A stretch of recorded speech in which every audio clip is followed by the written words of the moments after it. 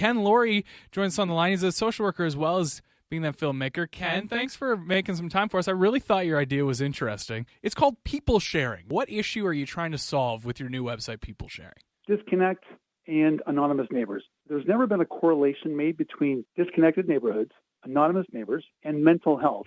It astounds me that we've never made this correlation to the fact that we have these disconnected neighborhoods and a lot of depression. And then we've never really explored the roots of depression, which I believe are isolation and loneliness. So we're trying to address mental health and community health, which are one and the same. So we're just trying to get neighbors sharing, things that they own, everything from a power drill to a canoe to sharing activities in their home, like a coffee hour or like a yoga class, to offering themselves to like be babysitters, house sitters, etc., as well as being a listener and a visitor. So all these are sort of opportunities that you can access in your neighborhood and make yourself available to do. I'm one of those people for sure that don't really know who the neighbors are. I'm sure we're not alone. There's probably a lot of people like that. You think that there's a chance that that may play a role in our mental health? I mean, you're a social worker. You work in this field. You have a feeling there's a connection there. I really think that not knowing our neighbors and being connected has a devastating effect on our mental and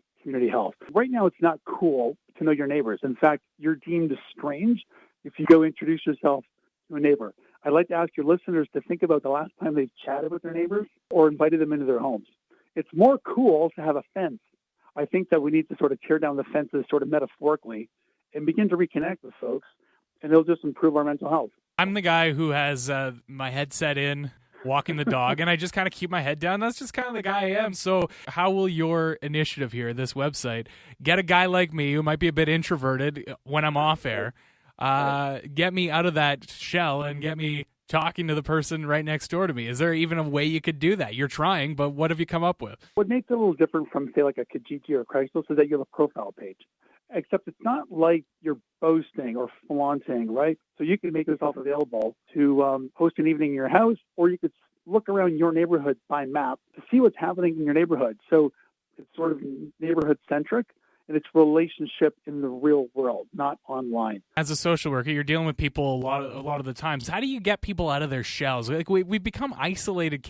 We put up some kind of shell. Maybe that's why we don't want to talk to our neighbors. How do you tear that down? Like I just started a coffee hour through the site, and I got people coming over, and people are now looking forward to it. So once you have that pleasure principle where you've had this experience, you look forward to doing it again. And now on Friday nights, I have an open house where anybody can drop by. I've had people drop by.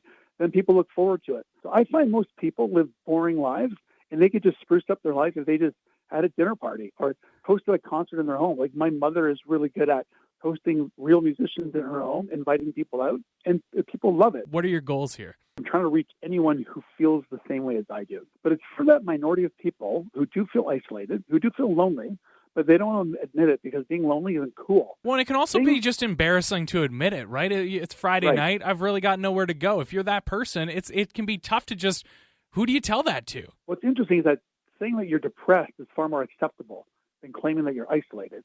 So this is meant to sort of like acknowledge that isolation is an epidemic in our culture that no one wants to admit, and that it's an underpinning of depression, and that we can solve it. We don't need to, put everyone on pod. So my take is that the government is now sort of diagnosing, dosing, and profiting from victims of disconnection. So instead of facilitating connection and community, it wants to deem you the problem. It's going to diagnose you. So you're feeling sad.